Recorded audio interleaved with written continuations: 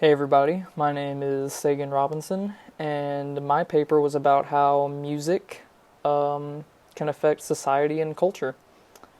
So I started off by talking about how music has different keys and how major keys evoke feelings of happiness, whereas um, things such as like minor chords or diminished chords give off more of a sad vibe, just to give some background on how music kind of works.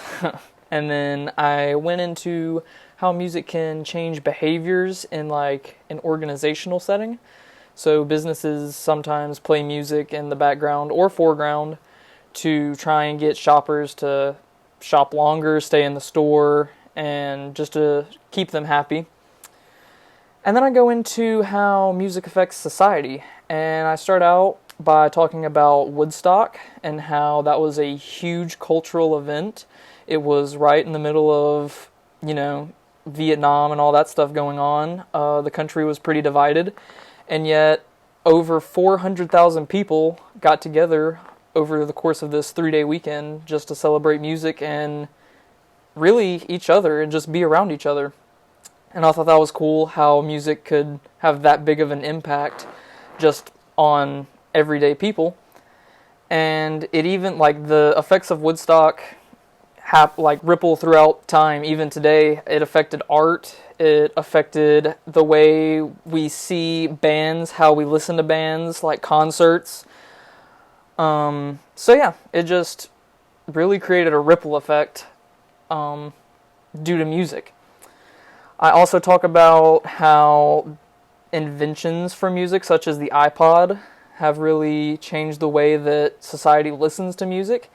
And because of that invention, we now have things such as the iPhone, all because society changed completely when the iPod came out.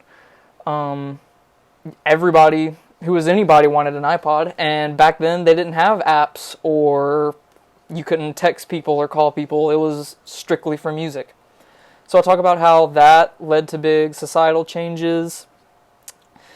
And then my research proposal talks about how there's not actually a lot of research dealing with music in the social psychology setting.